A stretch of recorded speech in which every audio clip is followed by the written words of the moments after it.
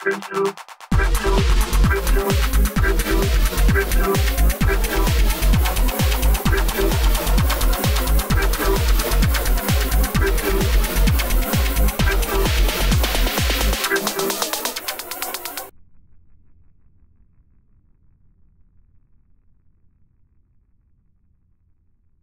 this week's search trends. The searches for Bitcoin went up slightly due to the interest from eBay and Braintree. A lot of people are looking for Tor. NSA and Litecoin and Dogecoin are about the same. I replaced Silk Road with Tor because a lot of the searches were for something else and not the Silk Road that we're thinking of.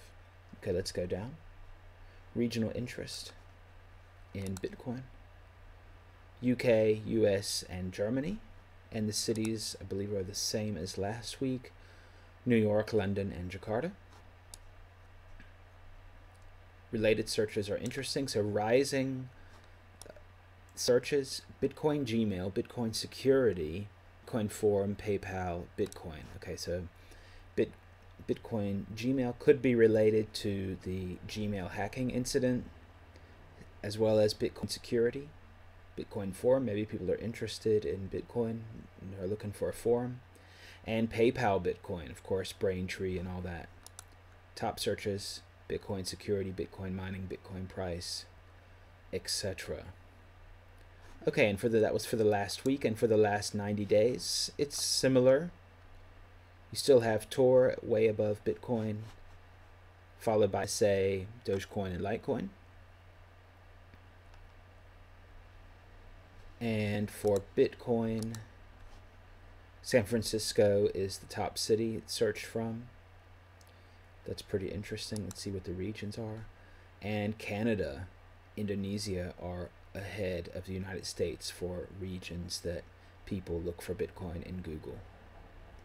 Also on the list, United States, Australia, United Kingdom, Netherlands, and Germany. All right, and the searches. So top searches, Bitcoin mining, Bitcoin price, Bitcoin value, Bitcoin's wallet, Bitcoin buy, Bitcoin USD. So people want to buy, people want to know how much it's worth, they want to know about Bitcoin mining, and they want to know how to store their Bitcoins. That's why they're looking for a wallet. What's going up, what's rising? Bitcoin Security Gmail, again with the hack probably, Bitcoin Security, Bitcoin Forum, Bitcoin eBay, Bitcoin Indonesia. So Indonesia is blowing up. Bitcoin Trade, and Moon Bitcoin. That is a great search term. All right, and now for trading news. This week the big news is Dogecoin. Dogecoin has pretty much exploded this week. So let's see, these are the day candles. 1 day, 2 days, 3 days, 4 days, 5 days, 6 days, 7 days. So 7 days ago it was at 39 Satoshis, and today it's at about C3, so that is a big increase. We can see the support line down here. So it was down in the cellar at about 20-25 Satoshis for a while, for a few weeks, and then went up here and it broke the support line at about 42, and now it's going to the moon. Let's wait and see. I'm not telling you to buy Dogecoin. This is not advice. I'm just reporting. So please do your own due diligence before you speculate on any cryptocurrencies. Okay, and that was it for trading news and search trends.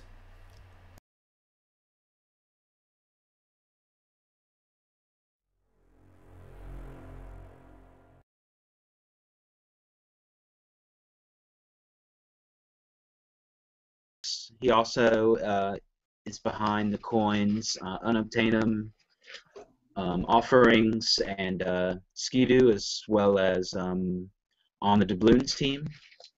And so what's up, BLAZR? Not a lot. Thanks for inviting me. Yeah, sure. I'm a big fan of offerings. That's how I first came across your work. Actually, I didn't even know you were had anything to do with Unobtainum. And I just realized that it was the same person that did Unobtainum and offerings by chance. Actually, when I was talking to you, I didn't really get the connection. But anyway, let's start with with offerings. So how did you get the idea to do the coin, or just tell us a little bit about the idea and why you chose to do a Quark algorithm and the whole thing with the ritual blocks. Just tell us a little bit about that. Sure. The idea really came from I'm a big H.P. Lovecraft and not just H.P. Lovecraft, but also a lot of classical horror type literature. I really like the connotation between the ultimate evil kind of thing with Cthulhu, and I did it in time for Halloween, just before Halloween last year during the equinox, and I wanted to make it so that the 6-month ritual intervals lined up as closely as I could with the equinox. Of course, the story is not that goes along with the coin is not from any kind of H.P. Lovecraft. I just came up with it. It's just it's related to kind of like fan fiction perhaps, but not necessarily designed to mimic H.P. Lovecraft aside from the Cthulhu. But the idea was kind of like Cthulhu is kind of a good internet meme. He's been around for a while. People who don't read H.P. Lovecraft kind of have an idea who he is, and those who don't, the minute they Google him, they get the image of this giant monster. It's kind of a startling thing. He's not necessarily, much of H.P. Lovecraft's literature leaves it up to the imagination of the reader. So it's kind of a unique theme for a coin or for anything really that it hadn't been done before. Quark came about.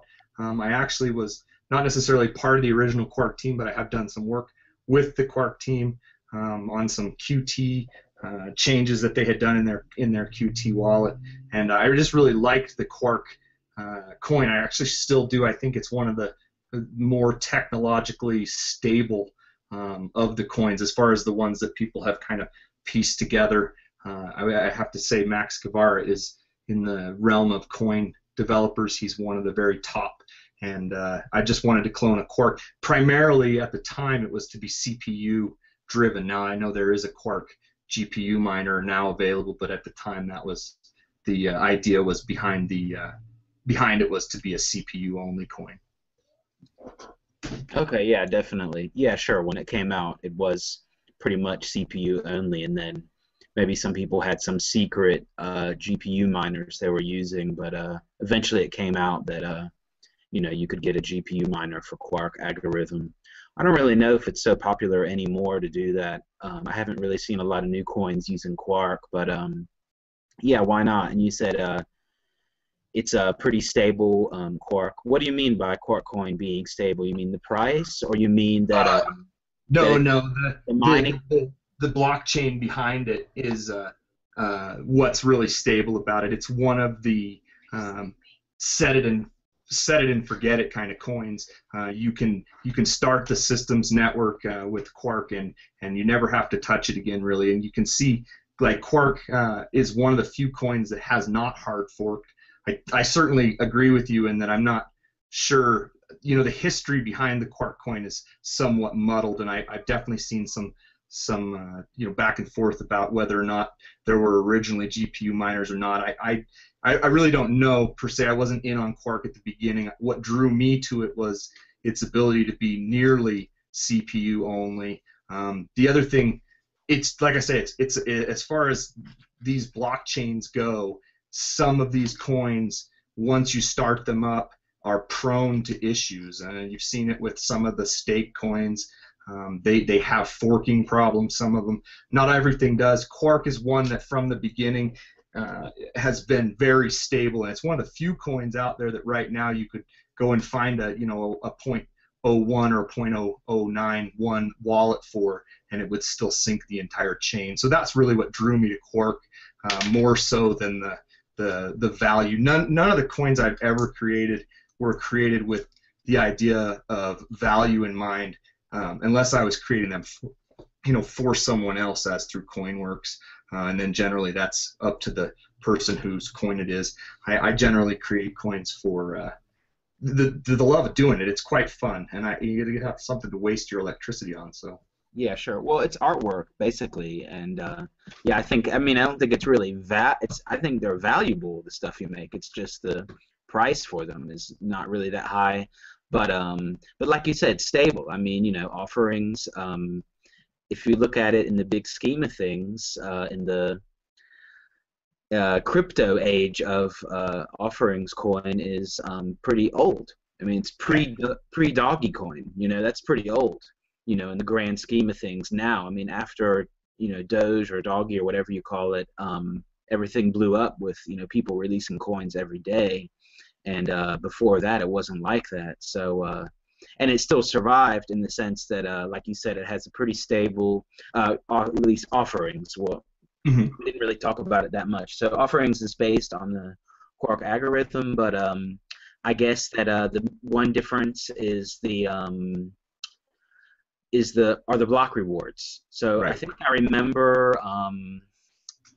I remember the block rewards being 5. Were they 10 at one time, or what was the? Do you remember what the block reward was at the beginning of offerings? Yeah, it actually started at 5, and then it's already halved twice.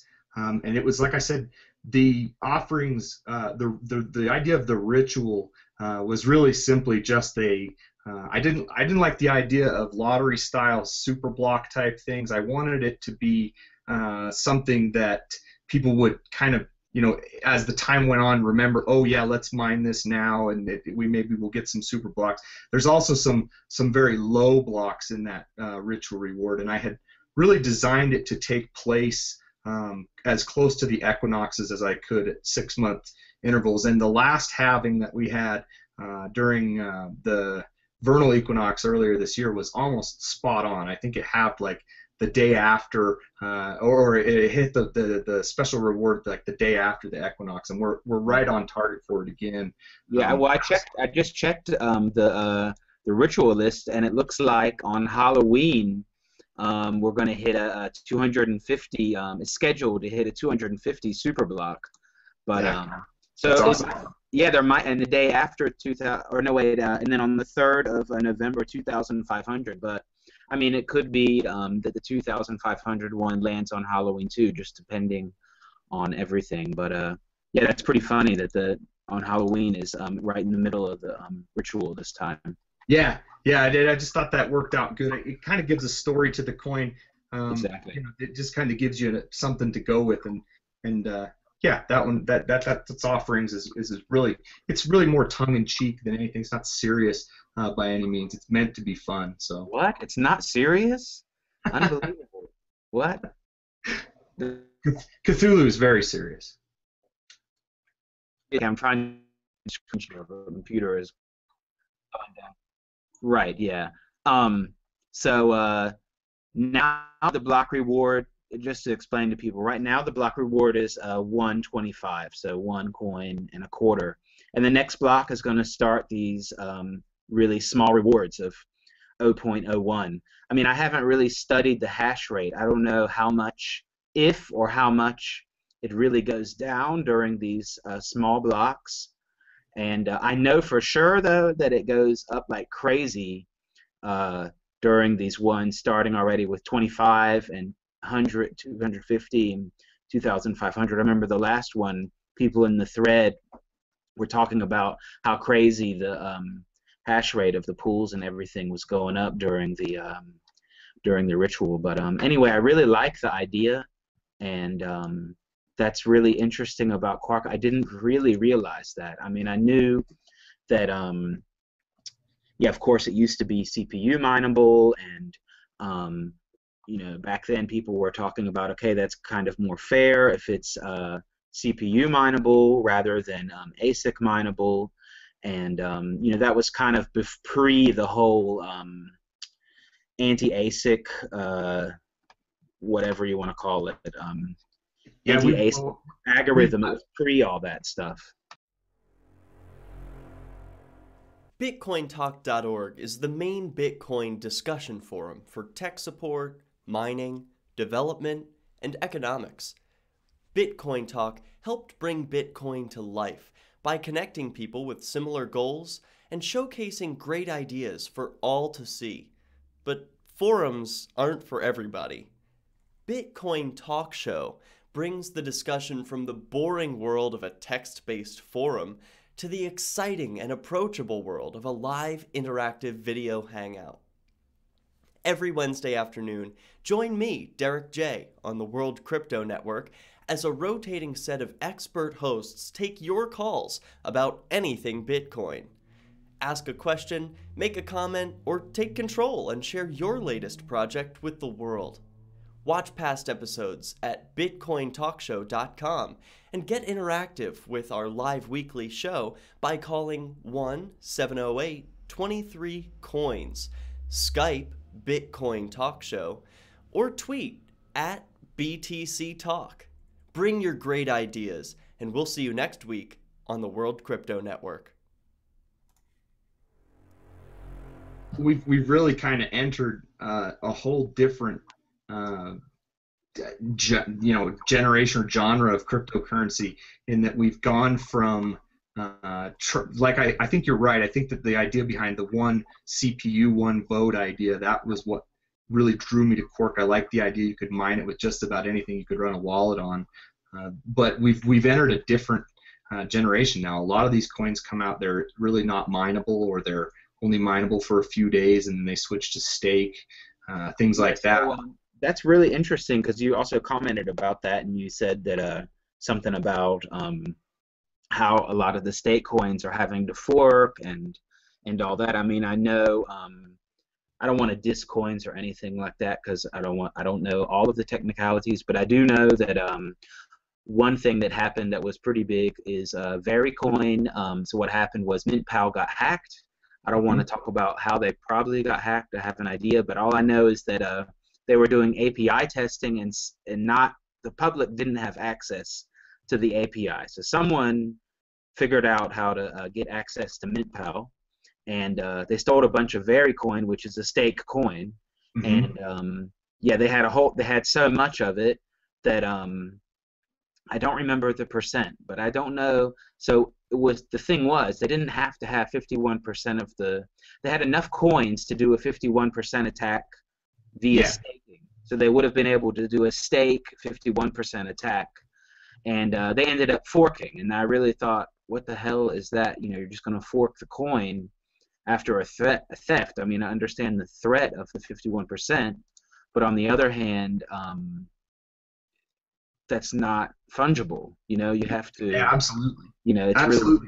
Really, yeah. And that's one of the things that I really like proof of work more. I guess I can't say I like it more per se, but to work with it when you're working with it from the aspect of creating these coins, the proof of work is a lot more straightforward. The proof of stake coin code in a lot of the coins is relic of Peercoin from 2 years ago. Not all of it. A lot, NovaCoin, BLAZR has really brought forward a lot of stuff. The next coins, stuff like that, the generation, the total second generation stuff. But a lot of the coins that you see hitting quickly are really based on extremely old coin code, and a lot of times that stuff it simply doesn't hold up to everyday rigors that some of these the more simple and proven proof of work coins do. And the other thing that happens is that these devs who clone these older coins don't realize what they're doing, and I've been there. I've made that mistake and seen what happens with forking. You get worried. You don't know how to fix it at that point. You're worried, what do I do? And then the community gets upset about it. So I mean, stake, it's just a more complicated system. It's more prone to having issues than the proof of work. Yeah. Okay. Yeah. Well, that's I mean, both of them have a lot of merits, and some people, they complain. It's the whole anti-ASIC thing, and and also related to the proof of stake thing. They're like, oh, I'm worried about mining farms and stuff like that. But I mean, what if I make a coin, you can only mine it on a 486? Then there'll be 486 mining farms. I mean, if it'll make money. I mean, to me, that never really made wasn't really a clear argument. I mean, and anyway, we saw with the with Quark and all of the other, I think proto shares came out around the same similar time as offerings, or a few months, and it was also supposed to be guaranteed only CPU mineable, and well, they figured out how to mine that with a graphic card.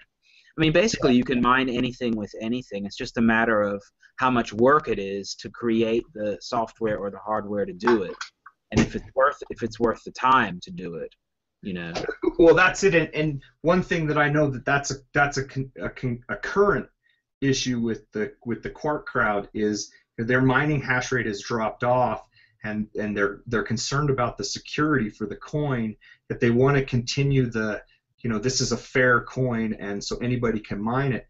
But really, the blockchain takes a lot of hash to secure. One of the main reasons that Bitcoin can go to $1,000 and people can put that kind of confidence level in it is because of the sheer amount of miners. You're going to get centralization. Anybody who's got a lot of money is going to be able to afford a lot of mining equipment, is going to be able to generate a lot of Bitcoin, but everybody has that same opportunity. It's going to centralize. It's going to pool no matter what you do with it. But the tangibility of using that coin as a currency increases the more hash that's put towards solving the blocks. The higher the difficulty is, the harder it is for anyone to come along and undo that blockchain. And so, if you can keep it, it becomes a real delicate balance, because you've got to keep enough hash on there, but you also want to make it seem fair, or people won't be interested in utilizing the coin. But if you don't have that hash power, and ASICs bring that, they bring it. That's why I truly think Litecoin, for as much as it's gone up and it's gone down, it will survive long term because of the ASICs. I know people really had a lot of, we don't want the ASICs to come because GPU mining will go away, but really it's just the next feature. If something, the market drives the innovation, and if something's going to make money, then you get really high hash rates that are going to secure the blockchain. Right, exactly. Yeah, and you can do it in an efficient way. I mean, you're still using a lot of electricity, but you can do it in an efficient way. Well, this discussion is really definitely still relevant today. So right now you've got all of these next generation projects or coins or whatever you want to call them coming out. You mentioned Next. Actually, I'm not totally familiar about their stake, how it works. But you also have BitShares has come out, or BitShares X, sorry, came out, and they're using something called distributed proof of stake, and there's some kind of delegates that approve the blocks and all that kind of stuff. And yeah, I mean, they're basically arguing against proof of work. They're just arguing against proof of work. It's a waste of electricity, they claim, and yeah, I don't want to go into all the arguments without having, like a white paper in front of me or something like that. But sure, it is a waste of electricity, but that's where the value is. I mean, that's where you're getting something out of the mining. I mean, if there was no real-world implications to producing the coins, I don't see any long-term value, and that's one of the issues with as many coins as there are out there now. I don't personally see a problem with anyone who wants to own their own coin. The issue is when you go and you promote these coins as the next currency, you have to be able to have something to back that up, whether it's a lot of hash power that's gone into mining to produce these coins at a very high difficulty or rate, which is where Bitcoin's at, or you have to have something fancy like perhaps Stellar or these BitShares X that are there. Everything is all in the chain and it just works. But what it really comes down to is usability. You have to make a product that people are going to use, and regardless of proof of work or proof of stake, it has to be usable. But yeah, you're absolutely dependable, right. Like you said, it's a waste of electricity. You were saying it has to be dependable, because you said the advantage of Quark is that you set it up and it goes and it's pretty stable as compared to some of those stake coins you were saying, from Peer or whatever. All right, cool. So tell us about. So we went over offerings a little. Tell us about Unobtainum. Okay. I'm sorry. And So it's a speaking of ASICs and blockchains and hash rates, it's a SHA-256 coin. I remember when I found it, and yeah, I think there are what are there, like 200,000 total coins or something like that? Yeah, there's going to be 250,000 total coins. Unobtainium was my first attempt at a SHA 256 coin. The summer that all the coins that I produced pretty much of last year was mostly script. Almost everybody was doing script coins. And I wanted to do a SHA coin primarily because the Block Eruptors and the Butterfly Labs products had started shipping. People were getting them in hand. People were also getting the FPGA miners. And I kind of look at, again, like I mentioned, the ASICs I don't see as a hindrance to this adoption. I think it's a boon to the adoption. And I think they'll eventually get to the point where the ASICs will get so small and efficient that if you really want to mine with this, it won't be as technical as it is quite now. You get something and just plug it in and it'll just run. I see that as a boon to cryptocurrency rather than a hindrance. So Unobtainium was completely designed to be an ASIC mined coin. It was I've got a kind of a strange fabled history with Unobtainium. I released it under an extremely fair rollout release. They were 3-minute blocks. There was the first 1,000 blocks were only 0.01 coins, so after, or 0.001 coins, so after 1,000 blocks were only like 2 completely mined or 1 completely mined coin. Started out really low, 1 coin per block with halvings. I mean, it was designed to be difficult to mine, kind of as a in a way as a play off of the coins like cryptogenic bullion that were designed to supposedly be rare by having less coins. And so Unobtainium was kind of my foray into doing a rare coin. After I released it, it was pretty popular. It wasn't terribly popular, but it was fairly popular. It went on to an exchange that's no longer around, and the exchange had a hacking incident where a lot of coins were stolen, and it kind of fell by the wayside. There was also a point towards the end of last year where I had some personal issues, wasn't around for about 6 weeks, and when I had returned, someone had kind of appointed themselves leader of the Unobtainium project, and I had gone on to IRC and consulted with them, and their vision was fairly profit-driven. They had some ideas that they were going to have some large investors invest in Unobtainium, and some stuff that I really, again, it's free. Once you put these out there, they take on a life of their own. So even though I had kind of, not expected it to be worth very much, and had seen it go to this exchange and saw, it wasn't worth a whole lot of money, they had better, bigger plans, and I kind of, I really kind of struggled with whether or not I wanted to jump back into that or not, because at the time I was just, my mind wasn't on coins, and I let those guys kind of run with it.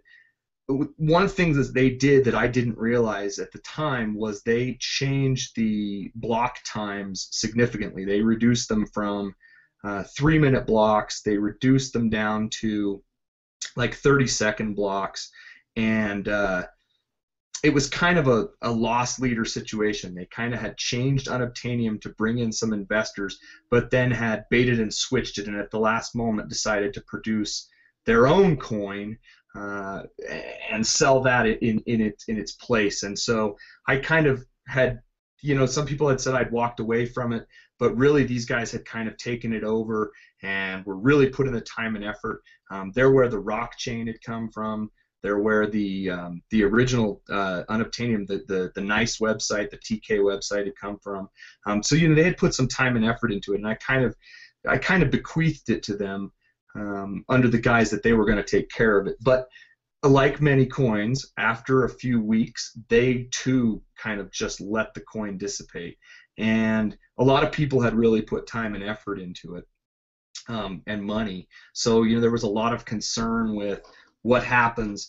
Another thing that happened was the Bitcoin talk thread for Unobtainium, the original thread, was locked because my other account had been hacked, and I had requested that my accounts be stopped, so they had locked that thread. There was a great big hoopla that we had Was just. that when the Bitcoin forum was hacked? It was actually my account. My account had the information changed, and the Bitcoin address that was attached to it changed. I had at one point decided I was not going to use the forum until there was some type of security put in place, and there was a couple months there where I just didn't use that site. But in that amount of time, so we're talking I want to say like April this year time frame. One of the largest investors in Unobtainium started a dialogue back to me, a guy named Fallen Knife.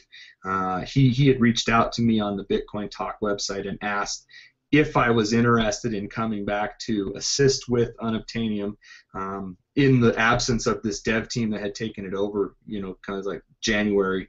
And I had accepted. At the same time, he'd also reached out to Bryce Weiner of Block Tech. I know you had asked me what the relationship between Block Tech is, and Bryce, I guess, had accepted to take it over. He made an immediate change to the coin in that the 095 restored the 3-minute block times, which was very nice. And then after that, we haven't seen anything from them in a bit. They're pretty busy guys over there. They've got quite a few coins to manage. But in the meantime, I've kind of taken not necessarily lead role, but just a supporting role. I've pushed quite a few updates to the Block Tech GitHub for the next version of Unobtainium. I've also produced a semi-unofficial 0.9.5 version that had some updates in it, a few seed nodes and things.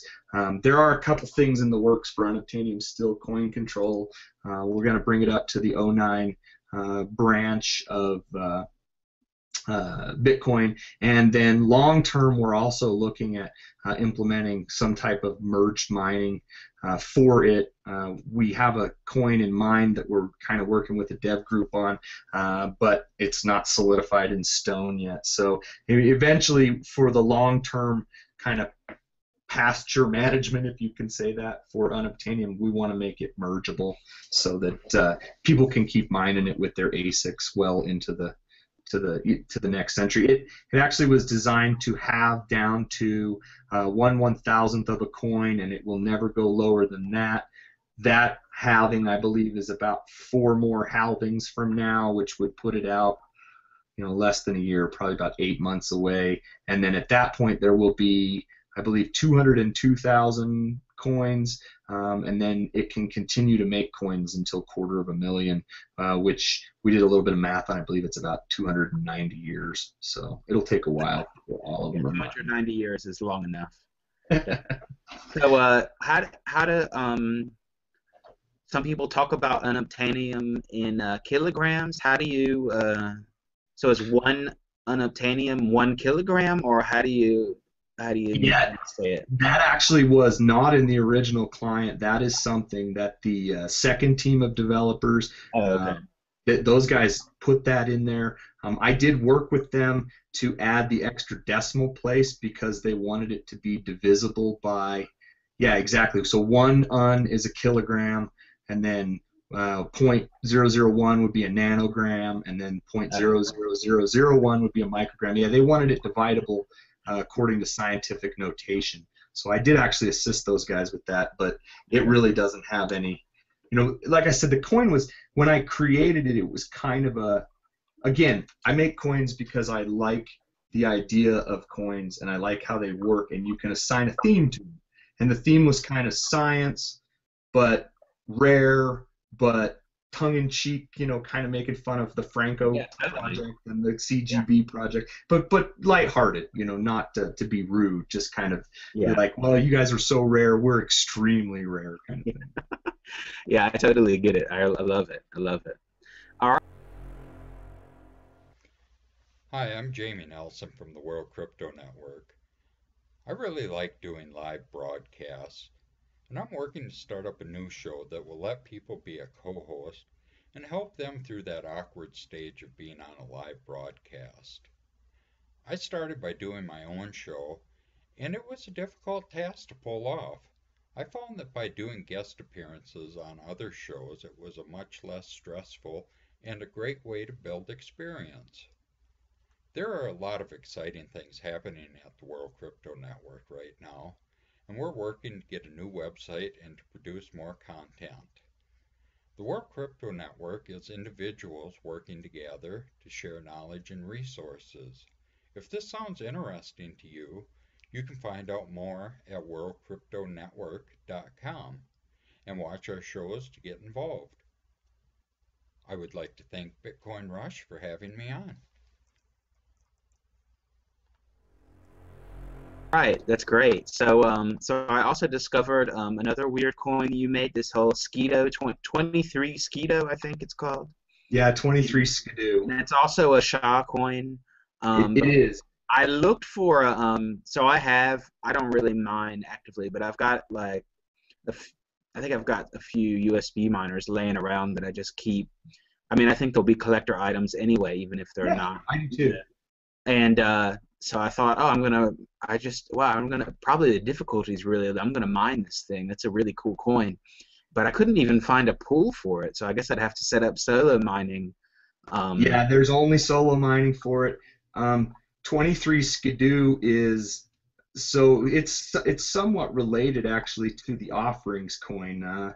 If you've ever read Robert Shea Anton's The Illuminatus trilogy, everything is relatable if you look hard enough. So Cthulhu worshippers kind of figure into that Illuminati mythos, and 23Skidoo, the term 23Skidoo kind of it means like getting out while the getting out is good. It means kind of like one last hurrah, we're going to 23Skidoo tonight kind of thing. It was a term popular in the 20s and 30s.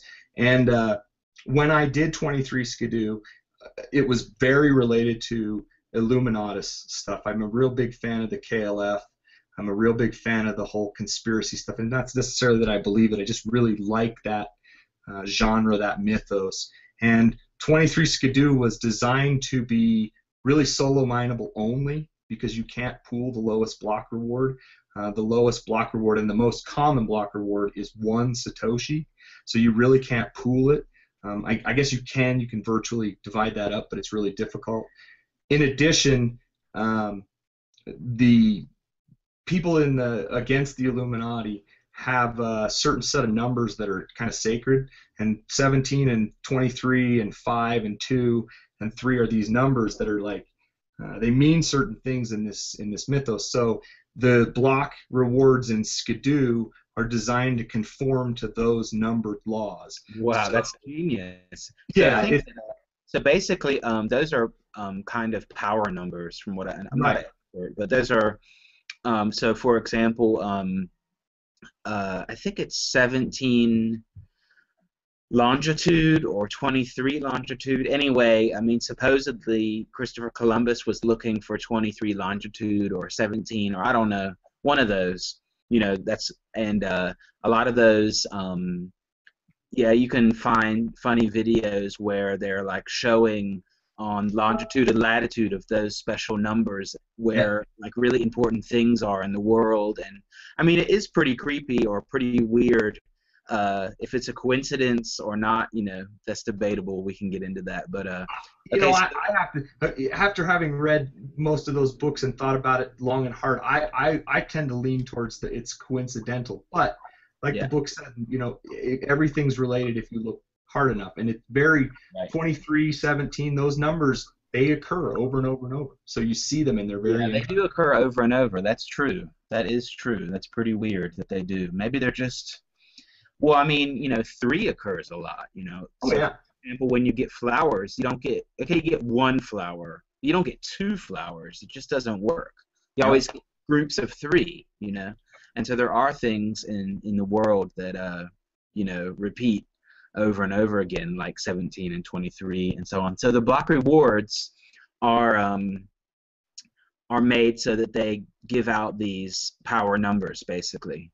Yeah, they're basically they kind of break down sequentially so that they basically work like this. If the block is divisible by 2, you'll get the lowest reward possible. If it's not divisible by 2, but it is divisible by 3, you'll get a little bit more. I think it's 10 times that. If it's not divisible by 2 or 3, but it divides by 5, you'll get 100 Satoshi, so it's 10 times that. And then finally, if it's not divisible by 2 or 3 or 5, but it is a multiple of 23, you'll get 1,000 Satoshis, and all other blocks pay nothing. So when we had originally set this out, it was going to take 400,000 blocks before one total coin was mined. So it's going to be again like infinitely long number. Sorry, tell me how many blocks until one full coin is mined again? It was nearly 400,000. It was 380 something thousand. That's great. Wow. Okay, yeah. So that's also again completely a coin. Designed for people who like coins. It was designed to be a coin that if you like the idea behind it, mine it. It's not designed to be perhaps a currency. It's designed to let you have something to do with your. Well, it's like a collector's item, kind of. It's art. It's kind of a collector's thing. I mean, yeah. And also when I give out, so I gave one time on Twitter I said, okay. I'll give, if you download the Offerings wallet, I'll give you some. And then I went to my wallet and I was like, well, if I give him 5, that's a whole block reward. That's a lot, And I think I ended up giving him like 2 or something. So I thought, well, maybe that's half a block. That's a lot, if you think about it. Yeah. And so yeah, maybe you're right. Maybe it's not as great as a currency per se, unless it's becomes really popular for some reason. But yeah, I really like the whole 23 thing. That's also a really cool idea how it all goes down. And I mean, it also uses math. It just uses it in a different way. I mean, not everything has to be a utility, and just functional. You can also do it in a different way, like you said. Yeah, absolutely. It gives you, if you're so inclined to be a tinkerer with your computer equipment, it gives you a way to tinker, and it opens up numbers games, which there's no lack of numbers games. Once you start getting into numbers, you can really get sucked into that whole world of math, and there's not really a bad thing, I don't think. No. So where did you get the sound effect for 23Skidoo? Because so when you get coins, so to the faucet, and I got some coin or whatever, some Satoshi of it or whatever amount, and then I noticed when I downloaded there was a WAV file in the client. I thought, oh, that's really cool, but I didn't know that's what. So when you get coins, then you get the sound effect, right? Yeah, it is actually it's a clip from a KLF track. KLF are kind of a fabled English I know harmonica duo. And that's a track. It's from Justified and Ancient, and the whole idea is that if you read the Illuminatus trilogy, the Illuminati are a big, huge umbrella organization, and there's these groups not only within the Illuminati but also opposed to the Illuminati, and the biggest group is the Justified Ancients of Mu, the Jams, which is what the KLF kind of went by. If you watch some of their videos, their iconography is really related to this. And the land of Mu it's kind of like Atlantis. It's a lost continent of Mu, Lemuria. And so when you find a block on Skidoo, it plays the Mu Mu chant, which is something that the Lemurians would worship their god and chant during a ritual. So it goes back kind of like the Offerings client in a way. Right. So going back to Offerings. So what is this? I think in the thread it talks about it, upstream messaging and all this stuff. So what is that? Am I just sending messages to everybody, or I haven't really tried it in the client? I just sometimes I turn it on in mine. There's 2 kinds of messagings in Offerings, and Offerings being one of the first Quark clones to have the transactional messaging. So when you send a transaction, there is actually a little spot in there that you can attach a message to someone, Twitter size, 140 characters. Anybody can see it if they parse the blockchain with an Explorer or something and see the message, but it's just a way to send a little blurb to somebody. Then there's also we actually in offerings that's called Whispers to Cthulhu, and then there's also an alert type pop-up messaging that can be used, and we have yet to use it in offerings, but we have the ability to send blockchain pop-ups to all the clients if we wanted to through the wallet itself, and we're certainly not the first coin to have that feature, but I think we're probably the first coin that can actually make a pop-up happen on somebody's machine rather than just having it show up in the lower corner of the machine. So what? It's not first ever? Are you really saying that? I'm pretty sure we were the first Quark to have transaction messaging, but I have to give the credit for that to Max from the Quark Foundation. He really helped me with getting that in there. Like I say, that he's a genius. Right. It's just that every announcement thread, every coin is the first ever the first ever 10 things. It's the first ever. Yeah, right. Yeah, that's absolutely right. It's something about this first ever. I mean, some of them are just totally inaccurate too, but it's just, or it's the first one to combine, all of these features. I don't know if it's really helpful, but it's the first ever. So that's you have to say. That is pretty common actually. You see that first this, first that. People jump on that. They do like firsts. Yep. They think they're going to get rich. They think it's like Bitcoin. It's going to go up from, half a cent to 1,000. They're going to get rich because it's the first ever with 5 billion features that don't right. Or something. Yeah, that's exactly right. That's exactly right. And a lot of fortunes have been won and lost over some of these alternative coins. That's for sure.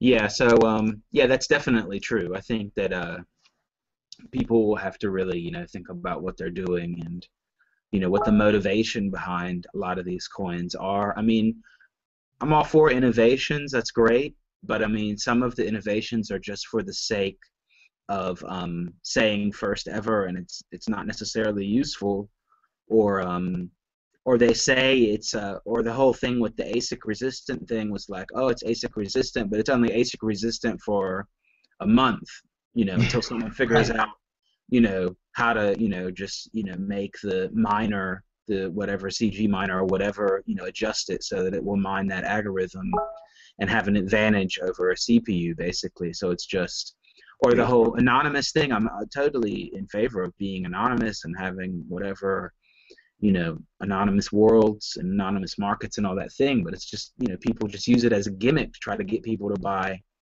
coins, and that's a shame. That's why I really like your work. That's why I invited you today, because like you said, I can tell you make the stuff that you made is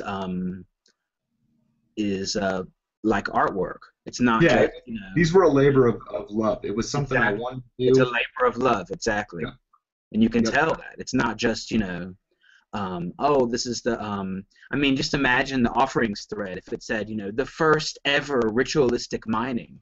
I mean, it'd be so ridiculous, The first ever devil worshipping, evil worshipping coin, but we weren't, because there was hell coin before us, I recall. Right, yeah. So there's always one before anyway, I mean, the whole thing. But there's a real obsession with that, I think, first ever.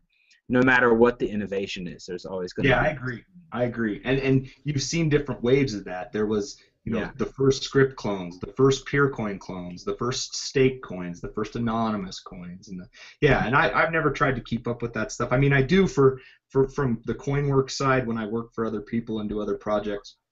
I try to keep up with that stuff and give the client what they're looking for. But in my own stuff, I tend to stick with what I know. So I think you said now it used to be called CoinLab, but now you had to change it, so it's coinworks.info.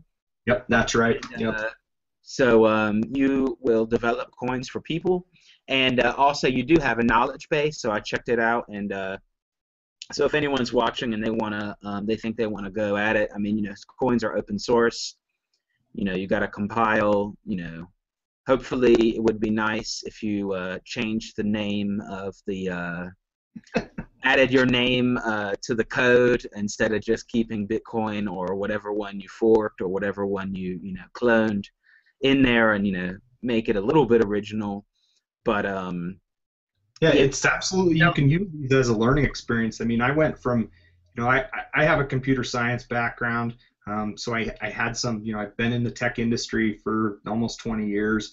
I had some knowledge on how to do a little bit of C and C++, but over the last year and a half or 2 years that I've been doing this, my coding knowledge has increased exponentially simply from getting in there and getting my hands dirty.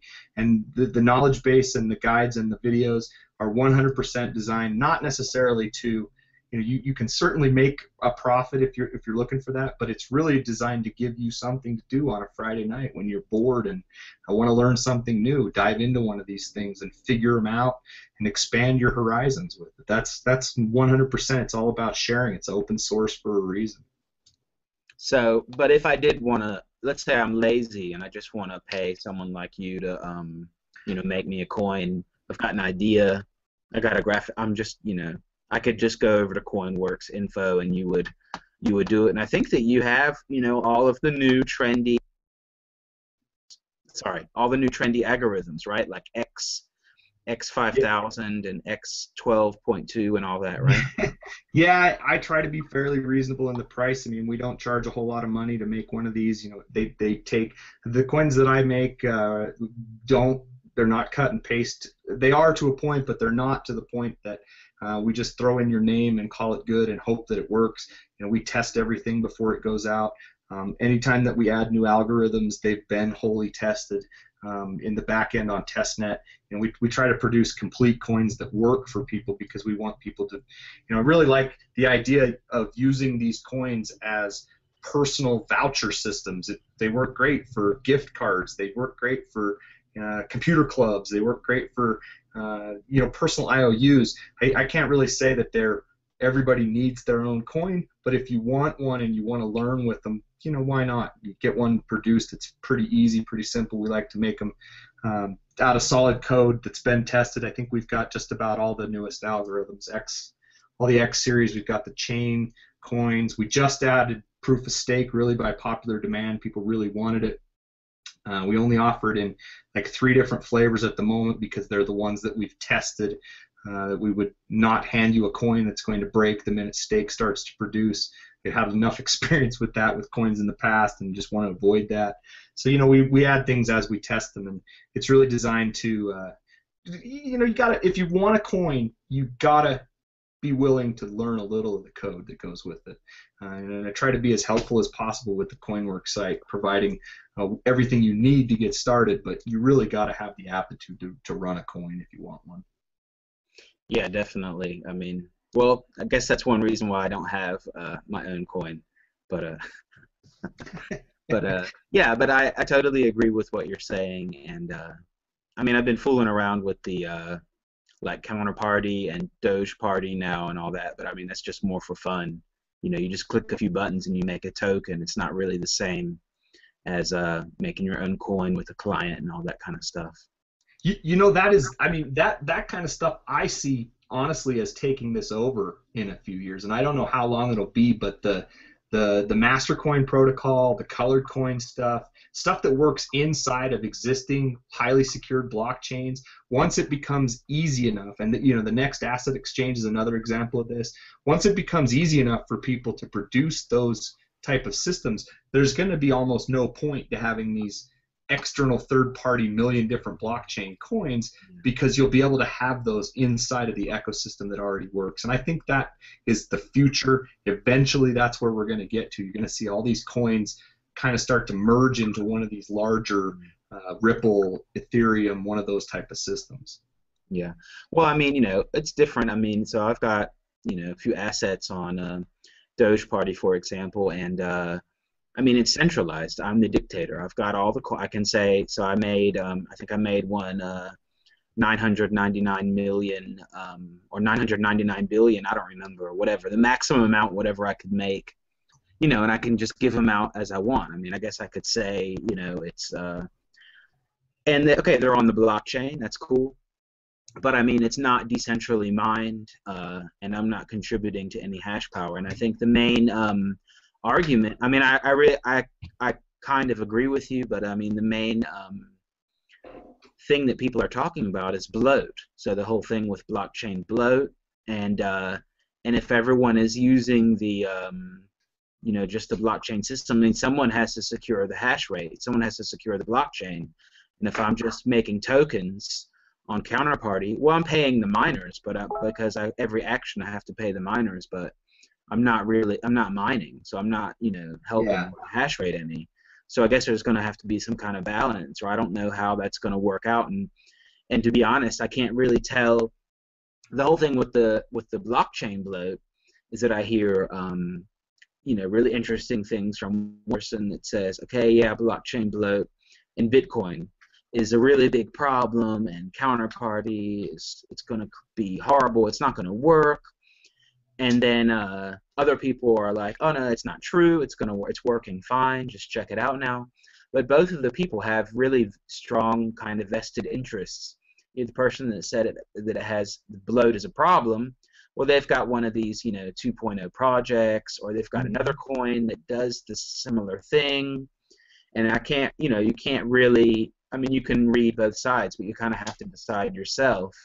So, what do you think about bloat? Is that a problem, or is that going to be? In general, I think with Bitcoin having 10-minute transactions versus lower coins that have 60-second, I think that helps a lot. From the coins that I've seen, there's really two approaches. So there's the colored coin approach, where you're tagging individual coins inside the system, and then there's the Mastercoin approach where you're attaching transactions. Either of those does generate a little bit of blockchain, with especially the Mastercoin. When you want to send Mastercoins to somebody, you have to make a three transaction, send transaction to counter. You got right. multi-sig transaction, I think. Right, and so anytime you do those kind of transactions, the blockchain does increase. But the whole idea is that every transaction in the blockchain, it was in there from design by that was how this was designed, and it doesn't necessarily scale. I've seen studies that say if we were to scale Bitcoin up to the point of transactions per se, Discover Card or American Express, suddenly the blockchain is going to be so large it's not going to fit on people's computers. And I really think that what will happen is you'll get things like with the Java wallets, the Bitcoin Core stuff, where it's parsing the blockchain but not keeping it locally per se. So I think that'll evolve. I don't necessarily think at the moment we're in any kind of danger of the bloat being a big deal, but the blockchain is big. I mean, if you sync an entire Bitcoin Core client from the go, it's big. It takes a while to do that, and that is going to be the hindrance to mass adoption. But it's one of those things that I think they'll figure out quite easily. Well, I mean, there's already light clients. I mean, there's multi-bit. You can have, and a few others that are light clients that you don't have to download the whole blockchain. I mean, then you're not a node. We still need nodes, but you don't have to download the whole blockchain with some of these. And I mean, also hard drive space is going to become cheaper exponentially too in the future. I mean. Yeah, I completely agree. Especially computing power in general. Yeah. So I mean, we're gonna people that kind of freak out about how big the blockchain is. I guess we've also got to put it in a perspective. I guess it's growing pretty fast though, compared to how fast or how cheap hard drives are getting, but maybe not. I haven't really done a mathematic. Yeah, I'm not sure exactly what the rate it grows at per annum or per quarter is, but it's not so much that it's unmanageable at this point. And I don't, people were very concerned when Mastercoin came along that it was going to really gunk up the blockchain, and it doesn't look like it has to me. Although again, the popularity of the item will also have pull on that. So if you create an asset that's extremely popular and people are really using it, you might be looked at as a drag on the chain. But if it's Mastercoin project's not extremely popular yet because there aren't a lot of clients for it, it's kind of in development, and as it develops, I think you'll see creative solutions to some of those problems. These guys out there are pretty brainy. So I could do that with offerings, basically. Yeah. Because you said that I can put like a SMS size message, so I can basically, color offerings or whatever. Yeah, the colored coin code is actually it's been in Bitcoin I think since about version 6.4, 6.5. So the colored coin stuff is in just about every altcoin, but most people don't know how to use it. But the multi-sig transactions and stuff, that's in just about every cloned coin out there. Whether it's being used or not, it's in them all. So yeah. Okay, well, we've been talking for a while now, and I don't know. Do you have anything else? Any final words? Any final message you want to tell people? I just like this. This has been a wild ride for me with crypto coins. I've definitely seen the gamut of different things with it. It's been extremely interesting, and I've always just looked at it purely from a learning standpoint. It's nice to have a hobby that pays a little bit of money to you on the side, and gives you something, as a learning experience. And I think that anybody who wants to get into cryptocurrency in general, if you approach it from the standpoint of learning something new, rather than approaching it from the standpoint of you gimme, it'll be quite enriching for you. And there's a lot of just auxiliary nerdy knowledge out there that comes along with working on and interacting with these coins and the people around them, is it really is a kind of a microcosm of world financial markets that you can get your feet wet in and not necessarily be detrimental to you. You can take it as a hobby. So that's been my aspect from it, and really what drives me in doing these coins. All right. Well, thanks a lot, and yeah, maybe talk to you again soon sometime. Yeah, thank you very much. It's been quite enlightening. Okay.